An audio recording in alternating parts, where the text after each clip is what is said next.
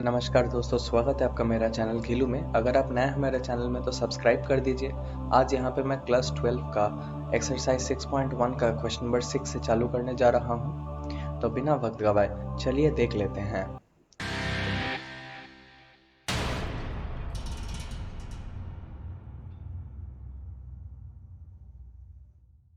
तो छठी सवाल में है कि आपके पास रेडियस दे रखा है एक सर्कल का, जो कि 0.7 सेंटीमीटर पर सेकंड से बढ़ रहा है। यानी कि आपके पास एक सर्कल है और उसका जो ये रेडियस है ये बढ़ रहा है। कैसे? हर एक सेकंड में 0.7 सेंटीमीटर यानी कि यूनिफॉर्मली बढ़ रहा है। ये पूछा गया है कि what is the rate of increase of its circumference. तो सवाल बहुत ही आसान है। पूछा गया है ये जो सर्कमफरेंस है यानी कि जो टोटल लेंथ है, ये टोटल लेंथ किस रेट से बढ़ रहा है। ऑब्वियसली अगर रेडियस बढ़ रहा है तो सर्कमफरेंस बढ़ेगा ही बढ़ेगा। तो सबसे पहले तो किसी भी जनरल इंस्टेंट पे हम रेडियस को अज्यूम कर लेते हैं कि r है। तो हमारे पास जो दे रखा है वो है rate of change of radius. तो इसको हम dr dt से भी रिप्रेजेंट कर सकते हैं। इस क्षेत्र में ये पॉजिटिव है। अच्छा, उसी के साथ हमको अभी निकालने को बोला है rate of increase of it circumference. तो देयरफॉर सर्कमफेरेंस कितना होगा? सर्कमफेरेंस होगा 2 पाई r। तो इसको अगर हम c मान ले तो dc dt, ये dc dt यानी कि rate of change of circumference, ये क्या होगा? d dt of 2 pi r यानी कि 2 पाई dr dt। अब जो dr dt का वैल्यू है यहाँ से उठा के हम यहाँ पे डाल सकते हैं। तो यहाँ पे डालने में 0.720 1.4, तो सिंपली 1.4 पाई सेंटीमीटर पर सेकंड हो जाएगा। 0.720 1.4। तो हमारे पास हम फाइनली लिख सकते हैं rate of increase of its circumference is 1.4 pi centimetre पर सेकंड। आशा करता हूँ इसमें आपका कोई भी डाउट नहीं है। चलिए आ जाते हैं अगला सवाल पे। तो जो अगला सवाल है यहाँ पे बोले हैं कि आपका जो एक रेक्टेंगल है आपके पास, उसका जो लेंथ है x, ये डिक्रीज हो रहा है, ये घट रहा है 5 सेंटीमीटर पर मिनट के हिसाब से। यानी कि 1 मिनट में 5 सेंटीमीटर घट रहा है। और इसका जो विड्थ है y, ये इंक्रीज हो रहा है, बढ़ रहा है 4 सेंटीमीटर पर मिनट से। यानी कि ये जो लेंथ है ये घट रहा है, ये y है ये बढ़ रहा है। अब आपको पूछा है कि जब x यानी कि लेंथ जब 8 सेंटीमीटर होगा और जब ब्रेथ y 6 सेंटीमीटर होगा। आपको यहाँ पे दो पार्ट है, पूछा है कि आपको पेरीमीटर का रेट ऑफ चेंज निकालना है और एरिया का रेट ऑफ चेंज निकालना है इस रेक्टेंगल का। तो बहुत ही आसान है। ये दोनों ही पार्ट शुरू करने से पहले हम पहले थोड़ा सा पैरामीटर्स नोट कर लेंगे। तो हमारे पास ये जो है लेंथ, ये डिक्रीज हो रहा है यानी कि dx dt नेगेटिव है। तो ये -5 सेंटीमीटर पर मिनट है। ये थोड़ा थोड़ा चीजें आपको ख्याल रखना है। जब ये चेंज पॉजिटिव है तो ये पॉजिटिव ऑटोमेटिक हो जाता है, लेकिन जब ये डिक्रीज हो रहा है यानी कि नेगेटिव है तब हम नेगेटिव से डिनोट करेंगे। और क्या है हमारे पास जो dy dt है यानी कि जो ब्रेथ है वो बढ़ रहा है 4 सेंटीमीटर पर मिनट से। चूंकि ये बढ़ रहा है तो ये हम +4 से ही रिप्रेजेंट करेंगे और ये सब गिवन डेटा है। अब हम पार्ट ए पे आ जाते हैं। पार्ट ए पे तो हमको पूछा है कि पेरीमीटर। तो पेरीमीटर क्या होगा? 2 टाइम्स x प्लस y होगा। अब जानते हैं कि पेरीमीटर यानी कि 2 टाइम्स लेंथ प्लस ब्रेथ एक रेक्टेंगल में, यानी कि 2x प्लस 2y। तो हमारे पास जो पेरीमीटर का रेट ऑफ चेंज है यानी कि dp बाई dt, वो होगा हमारे पास 2 dx dt plus 2 dy dt। बिल्कुल कैलकुलस यहाँ पे सीधा लग गया। यहाँ पे कैलकुलस लगने पे ये डिफरेंशिएट करने में ये आता है। अब आपके पास dx dt और dy dt आपके पास दे रखा है, तो आप ये पुट कर दीजिए। तो 2 टाइम्स -5 जो कि dx dt है और dy dt जो कि 4 हमने निकाला, ये सेंटीमीटर पर मिनट है। क्यों सेंटीमीटर पर मिनट? क्योंकि ये जो पूरा पेरीमीटर है ये भी एक लेंथ है। तो यहाँ पे आपके पास आता है -10 5 2 प्लस 4 2 8। तो यानी कि -10 प्लस 8 यानी कि -2 सेंटीमीटर पर मिनट। यानी कि जो पेरीमीटर है वो घट रहा है। किस रेट से? 2 सेंटीमीटर पर मिनट के रेट से। उसी तरीके से हम बी पे आ जाते हैं। एरिया। एरिया जो ए है, एक रेक्टेंगल का एरिया होता है xy, length times breadth. Therefore ये जो चेंज इन एरिया है dA dt, ये हम कैसे लिख सकते हैं? देखिए चेन रूल हम लगा सकते हैं। इसमें दो फंक्शन का प्रोडक्ट दे रखा है तो हम x को रखते हैं dy dt लिखते हैं और y को रखते हैं तो dx dt लिखेंगे। ठीक है। अब चूंकि हमारे पास स्पेसिफिक x और y दे रखा है जो कि हम यहाँ पे काम पे लगा सकते हैं, हम उसको काम पे लगाएंगे। तो at x is equal to 8 centimetre and y is equal to 6 centimetre, ये जो एरिया का चेंज है, रेट ऑफ चेंज, ये क्या है? सिंपली x है 8 और dy dt है 4 प्लस y है 6, dx dt है -5, यानी कि 8 4 32 -30, तो हमारे पास आता है 2 सेंटीमीटर स्क्वायर पर सेकेंड, चूंकि ये एरिया है। तो हमारे पास सिंपली ये जो पेरीमीटर है डिक्रीजिंग, ये पेरीमीटर घट रहा है किस रेट से? 2 सेंटीमीटर पर मिनट के रेट से। जब भी आप डिक्रीजिंग मेंशन कर देंगे, आप साइन नहीं यूज करेंगे यहाँ पे, और ये जो एरिया है ये इंक्रीज कर रहा है 2 सेंटीमीटर स्क्वायर पर सेकेंड की रेट से। अब ये आपको ख्याल रखना है कि ये जरूरी नहीं है कि हमेशा ये एरिया इंक्रीज कर रहा हो, सिर्फ यहाँ पे जब स्पेसिफिक x जब 8 सेंटीमीटर और y जब 6 सेंटीमीटर दे रखा है ये वैल्यूज, उसी वैल्यूज पे हम देख रहे हैं कि उस इंस्टेंट पे जो एरिया है वो बढ़ रहा है, जरूरी नहीं है कि हमेशा एरिया बढ़ता रहे। तो इसी तरीके से 7वां प्रॉब्लम भी हो जाता है, सब एक ही तरीके का होता है एप्लीकेशन ऑफ डेरिवेटिव्स के अंदर। अब आ जाते हैं अगले प्रॉब्लम में। तो 8वां क्वेश्चन भी बहुत आसान है, लेकिन थोड़ा सा घुमा के दिया हुआ है। यहाँ पे बोला गया कि बलून जो हमेशा स्फेरिकल रहता है इन्फ्लेशन पे, मतलब ये हमारे पास तय है कि इसका शेप चेंज नहीं होगा, हमेशा एक स्फीयर ही रहेगा। ये बोला है कि is being inflated by pumping 900 centimetre cubes of gas per second. हम इसको बड़ा कर रहे हैं, हर वक्त हम 900 सेंटीमीटर क्यूब वॉल्यूम हर सेकेंड ऐड कर रहे हैं। अब ये पूछा गया है कि find the rate at which radius of the balloon increases. ये जो रेडियस है, ऑब्वियसली अगर हम वॉल्यूम को ऐड करता जाए, हवा बढ़ता जाए तो बैलून बड़ा होगा, यानी कि स्फेरिकल अगर रहना है तो रेडियस जो है वो बढ़ेगा। तो यहाँ पे बोला है कि किस रेट से ये रेडियस बढ़ रहा है, जिस पॉइंट पे ये रेडियस है 15 सेंटीमीटर। फिर से चूंकि रेडियस यूनिफॉर्मली बढ़ेगा, ये कोई जरूरी नहीं है, हर एक पॉइंट पे रेट ऑफ चेंज अलग हो सकता है। यहाँ पे स्पेसिफिकली इसलिए जब रेडियस 15 सेंटीमीटर होगा तब हमको पूछा गया है कि किस रेट से हमारा रेडियस इंक्रीज करेगा। तो चलिए आ जाते हैं बहुत ही सिंपल तरीके से। पहले तो इसका हम रेडियस अज्यूम कर लेते हैं। सो इसके बाद हमारा जो वॉल्यूम होगा वो होगा 4/3 पाई आर क्यूब, इसको हम v अज्यूम कर लेते हैं। ये अगर स्फीयर का वॉल्यूम है, ये अगर बलून का वॉल्यूम है किसी भी इंस्टेंट पे, तो ये जो rate of change of volume ये क्या होगा?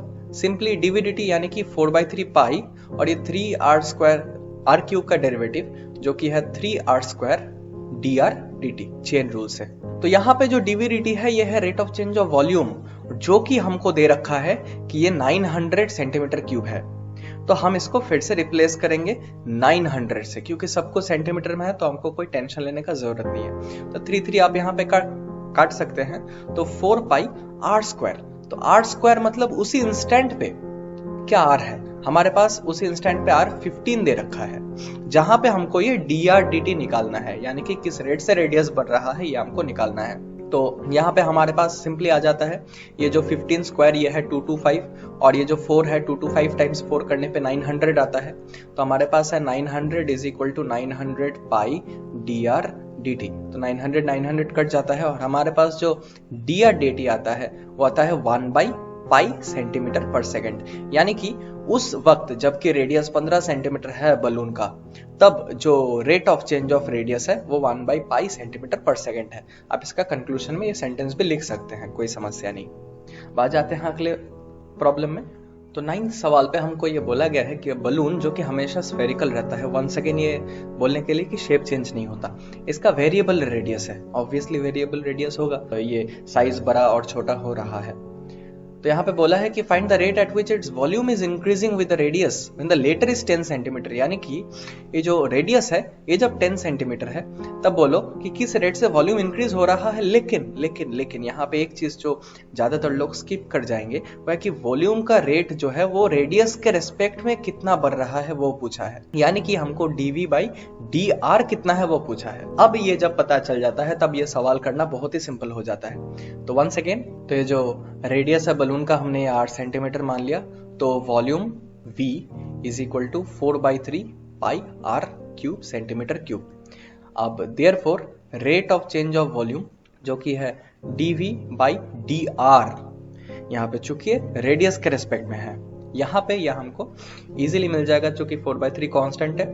r क्यूब का r के साथ जो डेरिवेटिव होगा वो होगा 3r², simply centimetre cube per centimetre. क्योंकि dv बाई dr और dv dr हम फाइंड कर रहे हैं। तो हमारे पास ये आ जाएगा 4 pi r square centimetre cube per centimetre. So therefore dv dr when r is equal to 10 centimetre, ये हमको प्रिसाइजली पूछा गया है। तो r अगर यहाँ पे आप 10 सेंटीमीटर बिठाएंगे तो आपके पास ये 100 हो जाएगा r स्क्वायर। तो ये जो dv dr होगा ये 4 पाई टाइम्स 100 जो कि आपके पास आ जाएगा 400 पाई सेंटीमीटर क्यूब पर सेंटीमीटर, यानी कि आपका जो रेट ऑफ चेंज है वो है 400 पाई सेंटीमीटर क्यूब पर सेंटीमीटर।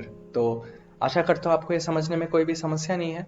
आ जाते हैं हमारा आज का आखिरी प्रॉब्लम में, क्वेश्चन नंबर 10। ये सवाल थोड़ा सा इंसाइटफुल है। यहाँ पे हमको बोला गया है कि एक लेटर है 5 मीटर लंबा, एक सीढ़ी है 5 मीटर लंबा जो कि लीनिंग अगेंस्ट एक वॉल की ओर झुका हुआ है। The bottom of the ladder is pulled along the ground, यानी कि सिचुएशन कुछ इस तरीके का है। आपके पास ये एक वॉल है, ये एक वॉल है और ये जो है ये ग्राउंड है। यहाँ पे आपको एक लैडर रखा हुआ है जिसका लेंथ कांस्टेंट है यानी कि 5 मीटर। आप क्या बोल रहे हैं कि जो बॉटम ये जो लैडर का ये खींचा जा रहा है, मतलब इस साइड से इसको खींचा जा रहा है लैडर को। तो आप बहुत ही अच्छे से समझ सकते हैं कि ऐसे स्लैंट होता जाएगा, स्लैंटिंग ज्यादा से ज्यादा होता जाएगा ऐसे। तो ये खींचा जा रहा है किस रेट से? 2 सेंटीमीटर पर सेकंड की रेट से, यानी कि हर सेकंड में इसको 2 सेंटीमीटर दूर ले जाया जा रहे हैं। अब ये पूछा है कि how fast is it's height on the wall decreasing, यानी कि ये अगर जा रहा है तो ये हाइट तो डिक्रीज होगा, ये हाइट तो घटेगा। ये पूछा है कि किस रेट से ये हाइट घटेगा जब ये जो लैडर है ये 4 मीटर दूर होगा वॉल से, यानी कि ये जो डिस्टेंस होगा लैडर का ये 4 मीटर दूर होगा। उसी इंस्टेंट पे आपका जो रेट है ये निकालने को बोले हैं। तो सवाल यह है हम कैसे अप्रोच करेंगे? हम ये जो लैडर का लेंथ है उसको कांस्टेंट मान के अप्रोच करेंगे इस प्रॉब्लम को। इसका एक ही रास्ता है ऐसे अप्रोच करना, सबसे सहज रास्ता है। तो हम तो पहले क्या करेंगे, एक जनरलाइज सिचुएशन मान लेंगे। तो जनरलाइज सिचुएशन के अंदर ये किसी भी एक इंस्टेंट पे ये लैडर है, ठीक है। किसी भी इंस्टेंट पे इस लैडर का जो x इंटरसेप्ट है वो हम x मान लेते हैं, ये जो y इंटरसेप्ट है ये y मान लेते हैं। इसी स्तर पे हम एक रिलेशन लगाएंगे, चूंकि ग्राउंड से ये जो वॉल है वो परपेंडिकुलर है और ये लैडर का लेंथ है 5 मीटर, यानी कि फिक्स्ड है। इसको आप L भी मान सकते हैं क्योंकि हम आगे जाके देखेंगे, इसका अभी तो जरूरत नहीं पड़ेगा इसे। तो हम एक रिलेशन लगा सकते हैं जो कि हमेशा वैलिड होगा, वो ये है कि x square plus Y square is equal to L square. X square plus Y square is equal to A square, ये पिथागोरस थ्योरम है। x के साथ y का एक रिलेशन ड्रॉ हो रहा है और साथ ही साथ हमेशा हर टाइम इंस्टेंट के लिए वैलिड हो रहा है। इसी को ध्यान में रखते हुए हम इसका डेरिवेटिव लेते हैं। तो देयरफॉर इसका जो टाइम के रेस्पेक्ट में डेरिवेटिव ये है 2x dx dt, ये है 2y dy dt और l स्क्वायर यानी कि 0। क्यों l स्क्वायर यानी कि 0? क्योंकि ये जो l है ये फिक्स्ड है, इसका कोई वैल्यू का चेंज नहीं हो रहा है, यानी कि ये कांस्टेंट है। कांस्टेंट का डेरिवेटिव टाइम के रेस्पेक्ट में 0 होगा क्योंकि कोई चेंज ही नहीं है। तो अगर ये 0 है तो हम ये बोल सकते हैं कि जो 2x dx dt है वही -2y dy dt है।